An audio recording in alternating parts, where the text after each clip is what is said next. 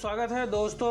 अगर आप किसी भी प्रतियोगी एग्जाम की तैयारी कर रहे हैं और साइंस से संबंधित क्वेश्चन उस एग्जाम के सिलेबस में है तो वीडियो आपके लिए सबसे ज़्यादा महत्वपूर्ण है। वीडियो को पूरा देखिएगा। इसके पहले की वीडियो को देखने के लिए चैनल में जाइएगा, प्लेलिस्ट सेलेक्ट करिएगा और अलग अलग एग्जाम कैटेगरी के लिए अलग अलग क्वेश्चनों का वीडियो आपको वहाँ पर मिल जाएगा। साथ ही अगर आप चाहते हैं कि इसी तरह से आगे भी आपको महत्वपूर्ण क्वेश्चनों से संबंधित वीडियो और संबंधित जानकारी मिलती रहे तो सब्सक्राइब करें और घंटी के चिन्ह को जरूर दबाएं। शुरुआत करते हैं। हम कोशिश करेंगे इस वीडियो में ज़्यादा से ज़्यादा क्वेश्चन आपको दिखवा सके और साथ ही प्रैक्टिस करवा सके और साथ ही जिस तरह से आपके एक क्वेश्चन और 4 विकल्प आते हैं उस तरह का यहाँ पर प्रैक्टिस करवा सके। तो पहला क्वेश्चन आप देख सकते हैं। यहाँ पर क्वेश्चन है कि कुपोषण के कारण नहीं होता है। तो यहाँ पर विकल्प जो है आरक्तता, स्कर्वी, बेरी और रतौंधी। तो कुपोषण तो आप जानते होंगे, उसको बताने की कोई ज़रूरत नहीं है। अब यहाँ पर ये भी ध्यान देना है कि कुपोषण के कारण नहीं होता है। तो कौन सा है जो कुपोषण के कारण नहीं होता है? तो यहाँ पर देखिए रतौंधी तो यहाँ पर होगा नहीं, ये रतौंधी होगा, बेरी नहीं होगा, यानी किसी भी चीज़ का कमी जो है उसके कारण नहीं होता है। कौन सा नहीं होता है? तो ये जो अरक्तता होता है ये नहीं होता है, ये कुपोषण के कारण नहीं होता है। ठीक, चलिए अगला क्वेश्चन आपको दिखाते हैं। निम्नलिखित में से कौन सी वास्तविक मछली नहीं है? तो मछलियों के बारे में देखिए बहुत सारे क्वेश्चन आते हैं, मछलियों के नाम वगैरह, कौन सी मछली किस प्रजाति की है, इस तरह साइंस के बहुत सारे क्वेश्चन बन रहे हैं। तो यहाँ पर ऐसा ही महत्वपूर्ण क्वेश्चन है कि वास्तविक मछली कौन सी नहीं है? उड़न मीन, चढ़ने वाली मीन, रजत मीन और फुफ्फुस मीन। तो यहाँ पर देखिए इस तरह के नाम शायद आपने सुने भी नहीं होंगे लेकिन आपके एग्जाम में आते हैं। फिलहाल इसका राइट आंसर विकल्प 3 है। रजत मीन जो है वास्तविक मछली की श्रेणी में नहीं आती है, बाकी 3 ये आती हैं। फिर अगला क्वेश्चन आपके सामने महत्वपूर्ण है। मरुद भेद अनुकूलन में पत्तियां रूपांतरित हो जाती हैं किसमें? प्रतान में, सूल में, पणाभ पर्व में और पणाभ स्तंभ में। तो बॉटनी का क्वेश्चन है। यहाँ पर क्वेश्चन इंपॉर्टेंट है कि मरुद भेद अनुकूलन में पत्ती किसमें रूपांतरित हो जाती है? तो आप जानते हो कांटों में बदलती है, उसको क्या कहते हैं? यहाँ पर वनस्पतिक नाम प्रतान में, सूल में, किसमें होगा? यहाँ पर ये देख सकते हैं 4 विकल्प। तो राइट आंसर 2 वाला होगा कि सूल में बदल जाती हैं। फिर अगला क्वेश्चन है कि शीत निष्क्रियता पाई जाती है मेढकों में, मछलियों में, प्राइमेटस में और मोलस्क में। शीत निष्क्रियता किस में पाई जाएगी यहाँ पर? ठीक, तो यहाँ पर ये 4 विकल्प हैं, इनका उत्तर आप बता सकते हैं।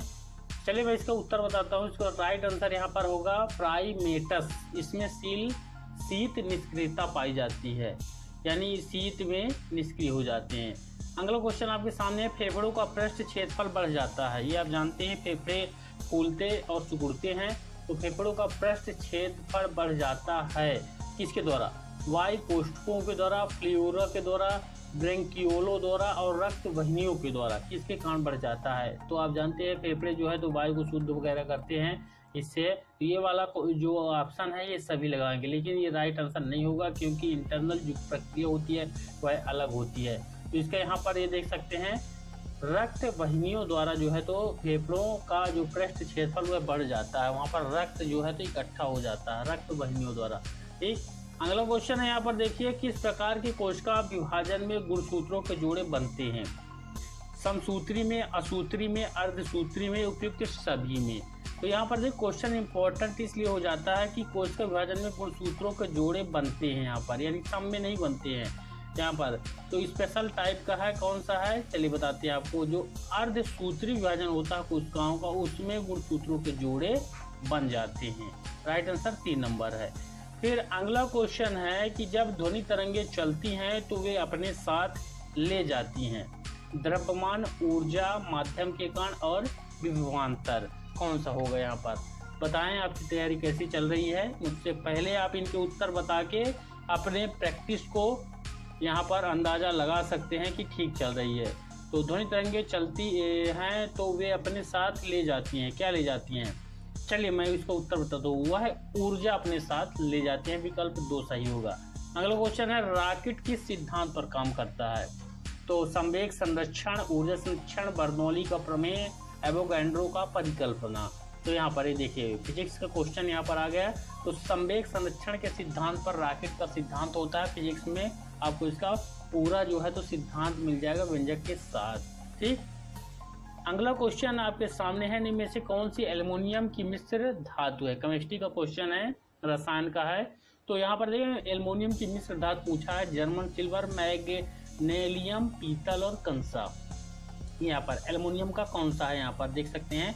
तो जब इस तरह के बारीक क्वेश्चन आए तो बारीक विकल्प आए तो डाउट उत्पन्न होता है।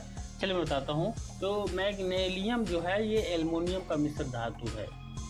अगला क्वेश्चन है कि रेडियो सक्रियता को मापने के लिए वाणिज्यिक रूप से उपलब्ध यंत्र कौन सा है? रेडियो सक्रियता को मापने के लिए रिचर पैमाना, रेडियो समस्थानिक, GM गणक और रेडियोग्राफ। ठीक, यहाँ पर ध्यान रखिएगा, रेडियो सक्रियता जो है रेडियो एक्टिव पदार्थ होते हैं उसको मापने के लिए वाणिज्यिक रूप से उपलब्ध कौन सा है? चलिए बताते हैं आपको। यहाँ पर GM गणक जो होता है वो रेडियो सक्रियता को मापने वाला है।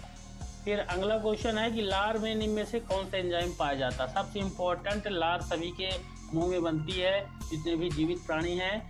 तो यहाँ पर देखिए लैक्टोज है, डाइस्टेज है, सुक्रेज है, टाइलिन है। तो कौन सा एंजाइम पाया जाएगा? सभी एंजाइम है यहाँ पर।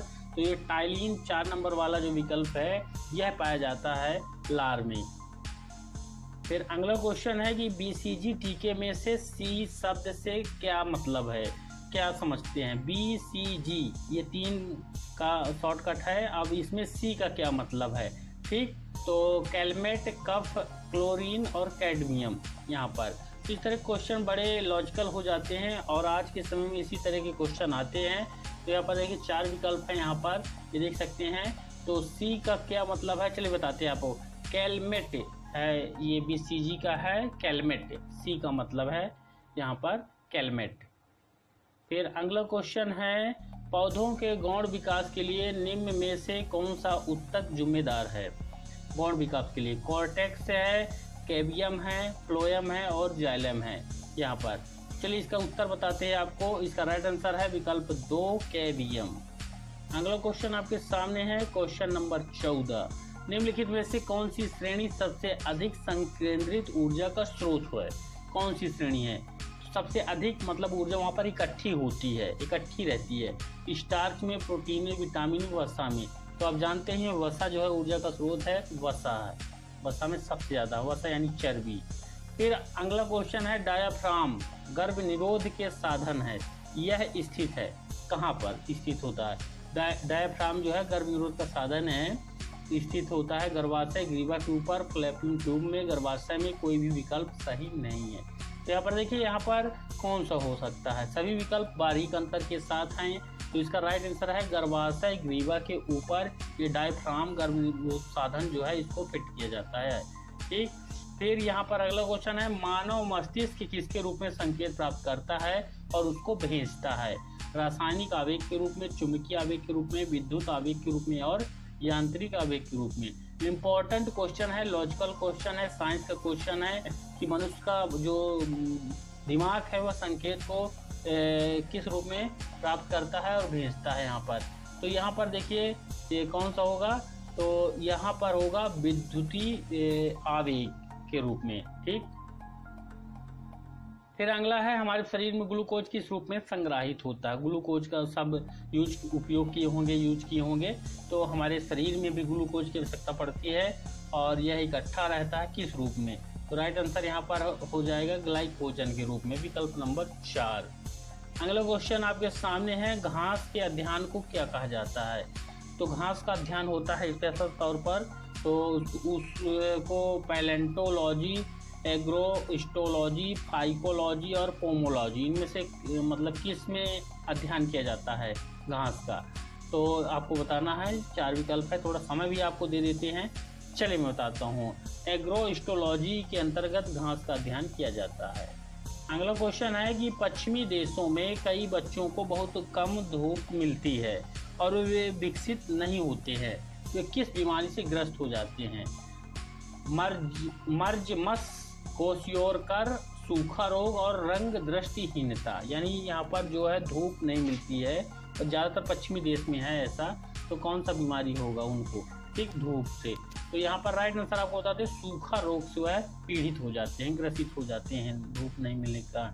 फिर अगला क्वेश्चन आपके सामने, कौन सा विटामिन प्रतिरक्षा प्रदान करता है?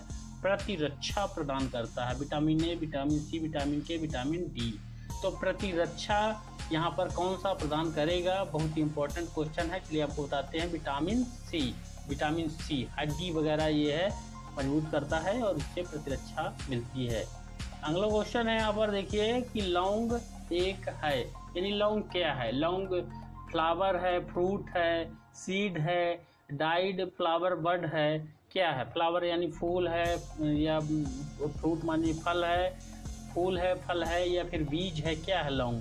लौंग तो इम्पोर्टेंट क्वेश्चन हो जाता है यहाँ पर।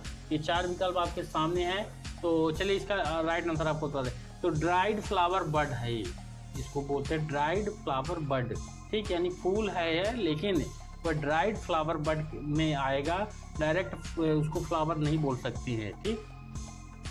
फिर अगला क्वेश्चन है, विटामिन ए की कमी के कारण बनता है कौन सा जो है वह विटामिन ए की कारण जो है तो रोग हो जाता है।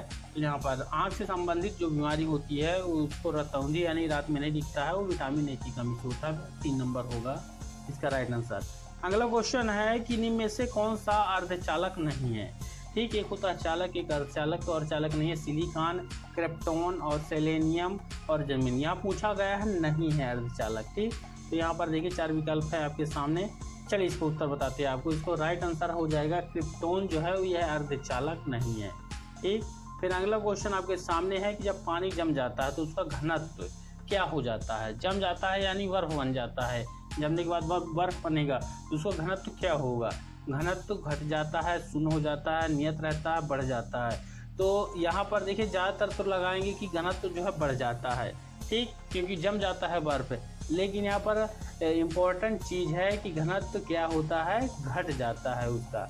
पानी का घनत्व ज़्यादा है बर्फ से, ये ध्यान रखना है, इसीलिए इस तरह क्वेश्चन पूछे जाते हैं। तो जब पानी जम जाता है तो उसका घनत्व जो है तो घट जाता है, ठीक। फिर अगला और इम्पोर्टेंट क्वेश्चन है, इनमें से किसमें ध्वनि की गति तेज होती है? लकड़ी में, धातु में, हवा में और पानी में। निम्नलिखित में से किसमें ध्वनि की गति तेज होगी? तो ध्वनि की गति सबसे ज़्यादा तेज जो होती है दोस्तों वह धातु में होती है। जैसे कोई भी धातु आप ले लें उसमें होगी सबसे ज़्यादा, ठीक। तो आज के इस वीडियो पर हम 25 क्वेश्चन आपको बताए हैं। मुझे उम्मीद है क्वेश्चन बहुत ही ज़्यादा इम्पोर्टेंट है, और भी इस तरह के इम्पोर्टेंट क्वेश्चनों को पाने के लिए सब्सक्राइब जरूर करें, घंटी को दबा लेंगे। साथ ही अगर आप चाहते हैं कि इससे और ज़्यादा बेहतर हो सके तो आप थैंक्स में जाके डोनेट करके चैनल को सपोर्ट भी कर सकते हैं। मिलेंगे अगले वीडियो पर, तब तक के लिए धन्यवाद।